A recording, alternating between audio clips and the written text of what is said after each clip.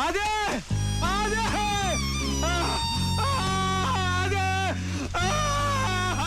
Review of Jananayakudu Telugu dub movie.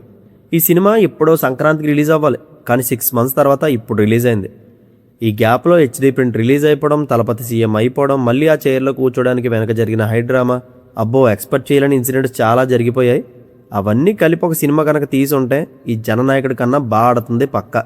ఇంతకన్నా ఈ cinema ఎలా ఉందో చెప్పలేను, మీరే అర్థం చేసుకోండి.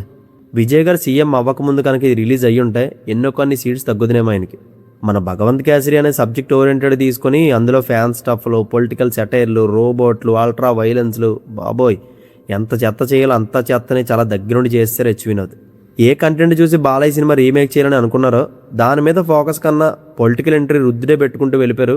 దీనివల్ల కంటెంట్ దారి తప్పేసింది, తలపొడి వచ్చేసింది. ప్రీవియస్గా విజయ్ గారి సినిమాలు బాగా ఎంజాయ్ చేశా, కానీ ఈ మూవీ నా వల్ల కాల. ఆల్రెడీ తెలిసిన కదేమో, ఇంకా మొత్తం ఎనర్జీ పడిపోయింది. కానీ పర్లేదు, రీమేక్ అయినా అట్లీస్ట్ చూడగలం సరిగ్గా డీల్ చేయగలిగితే. కానీ చెప్పానుగా, స్టోరీ మీద కన్నా ఫ్యూచర్ పొలిటికల్ కెరీర్ని, తమిళనాడు పాలిటిక్స్ సినారియోస్ని ట్రిగ్గర్ చేసేలా రైటింగ్ ఉంటుంది. అదే మెయిన్ ఎజెండా కూడా ఈ సినిమాకి. నాకైతే అసలు నచ్చలేదు. ఎవరైతే డైహార్డ్ ఫ్యాన్స్ ఉంటారో వాళ్ళకి మాత్రం ఈ సినిమా నచ్చుతుంది.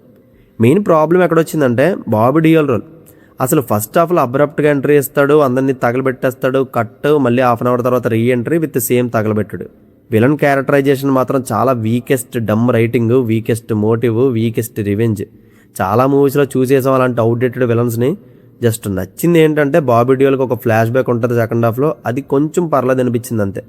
ఇంకా ప్రజెంట్లో ఉన్నదంతా డొల్ల. పాజిటివ్స్ ఏంటంటే ఒక్కటే చెప్పగలను, తలపతి విజయ్ గారు. ఆయన స్వాగ్ అండ్ మ్యానరిజమ్స్ ఉంటాయి కదా, అది నేను ఎప్పుడు ఎంజాయ్ చేస్తా, ఈ మూవీలో కూడా అది ఎంజాయ్ చేశా.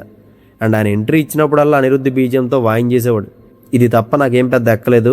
ఇంకా మమితా బైజు పర్లేదు, పూజ హెగ్దే క్యామియో సీన్స్ బాగానే ఉన్నాయి. యాక్చువల్గా ఆమె సీన్స్ చాలా కట్ చేశారంట, మంచి పని చేశారనిపించింది.